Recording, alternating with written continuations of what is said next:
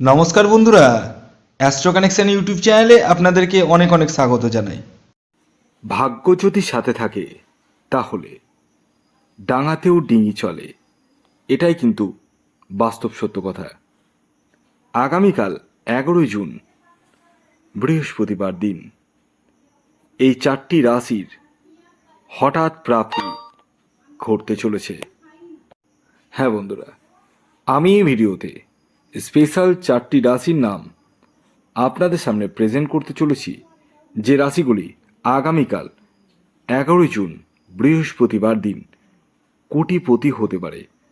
কোন সেই সৌভাগ্যশালী 4টি রাশি তা জানতে চাইলে ভিডিওটি কমপ্লিটলি দেখুন। চ্যানেলে যারা নতুন রয়েছেন তারা অবশ্যই সাবস্ক্রাইব করে পাশের বেল আইকনটিকে প্রেস করে রাখুন, যাতে নিত্য নতুন ভিডিও নোটিফিকেশান আপনারা আপনাদের ফোনে পেতে পারেন। দেখুন, প্রথম কথা বলি, যারা প্রতিদিন নিত্য নৈমিত্তিক টিকিট কাটেন এবং প্রচুর অর্থ নষ্ট করে ফেলেন, তাদের উদ্দেশ্যে এই কথাটি বলবো, শুধুমাত্র টিকিট কাটলে হবে না, আগে দেখতে হবে আপনার জন্মছকে, হ্যাঁ আপনার নিজস্ব জন্মছকে রাহু গ্রহের অবস্থান কেমন রয়েছে। কেন দেখতে হবে?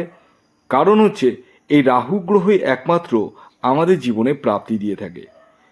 অর্থপ্রাপ্তির জায়গাটা কিন্তু বিশেষ করে আকস্মিকভাবে রাহু গ্রহে দেখিয়ে থাকে।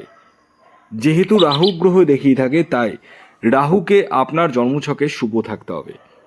এবার বিষয় হচ্ছে, প্রত্যেকের তো শুভ নেই, কি করা যাবে? তারও প্রতিকার রয়েছে। প্রয়োজনে আপনারা রাহু রক্ষা কবচ ধারণ করতে পারেন। এছাড়াও কিছু উপাচার রয়েছে, কিছু গুপ্ত ক্রিয়া রয়েছে, যেগুলো করার মাধ্যমে কিন্তু আপনার জীবনে রাহুর প্রকোপ কিন্তু কমবে এবং বড় ধরনের অর্থপ্রাপ্তি কিন্তু হবে। তো যাই হোক, আসুন আগে আমি বলে দিই আগামীকাল রাহুকাল কখন রয়েছে, আগামীকাল সূর্যোদয় কখন হচ্ছে, সূর্যাস্ত কখন যাবে, তিথি কী থাকছে, নক্ষত্র কী থাকছে, সবটাই আমি বিস্তারিত জানাচ্ছি। আগামীকাল 11 জুন আগামীকাল সূর্যোদয় হচ্ছে ভোর 4:50, সূর্যাস্ত যাচ্ছে সন্ধ্যে 6:22। আগামীকাল একাদশী তিথি থাকছে এবং তারপর দ্বাদশী। পক্ষ থাকছে কৃষ্ণপক্ষ, যোগ থাকছে শোভন যোগ এবং অতিগণ্ড যোগ। নক্ষত্র থাকছে রেবতী নক্ষত্র এবং অশ্বিনী নক্ষত্র। আগামীকাল করণ থাকছে বককরণ এবং কৌলভকরণ। আর রাহুকাল শুরু হচ্ছে দুপুর 1:17 থেকে, আর থাকবে দুপুর 2:59 পর্যন্ত। এই যে টাইমটা আমি বললাম, এই টাইমটিকে আপনাদের প্রত্যেককে অ্যাভয়েড করতে হবে। এই টাইমে না তো কোনো টিকিট কাটা যাবে, না কোনো কিছু কেনাকাটা যাবে, কোনো কিছুই কিন্তু করা যাবে না। এবার আসুন আমি আপনাদেরকে একে একে সেই 4টি স্পেশাল রাশির নাম এবং তাদের টার্গেট নাম্বার জানাতে চলেছি, যে রাশিগুলি আগামীকাল 11 জুন বৃহস্পতিবার দিন হঠাৎ প্রাপ্তি ঘটতে চলেছে। যার মধ্যে প্রথম যে রাশির নাম বলবো, যে রাশি আগামীকাল 11 জুন বৃহস্পতিবার হঠাৎ প্রাপ্তি ঘটতে চলেছে, সেটি হচ্ছে মীন রাশি।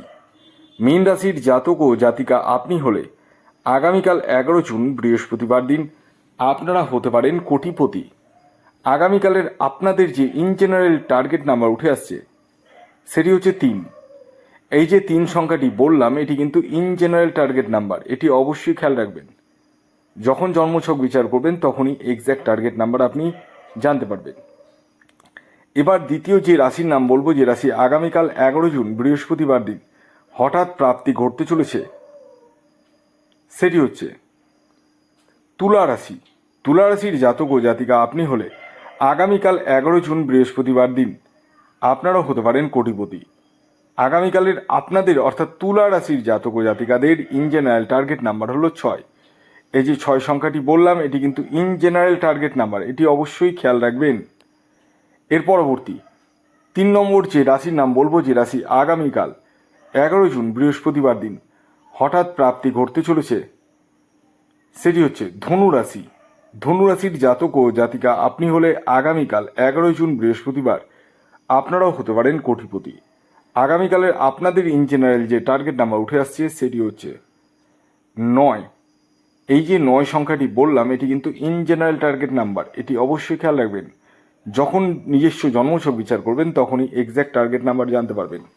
এবার সর্বশেষ যে 4 নম্বর রাশির নাম বলবো, যে রাশি আগামীকাল বৃহস্পতিবার দিন হঠাৎ প্রাপ্তি করতে চলেছে, সেটি হচ্ছে মকর রাশি।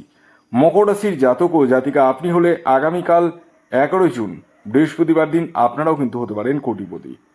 আগামীকালের মকর রাশির জাতক ও জাতিকার ইন জেনারেল টার্গেট নাম্বার হলো 8। এই যে 8 সংখ্যাটি বললাম এটি কিন্তু ইন জেনারেল টার্গেট নাম্বার, এটি অবশ্যই খেয়াল রাখবেন। যখন নিজস্ব জন্মছক বিচার করবেন তখনই এক্স্যাক্ট টার্গেট নাম্বার আপনি জানতে পারবেন। তো এই ছিল আজকের ভিডিও। যদি ভিডিওটি ভালো লাগে অবশ্যই লাইক করে দিন, শেয়ার করে দিন। সাবস্ক্রাইব না করে থাকলে সাবস্ক্রাইব করে ফেলুন। ধন্যবাদ।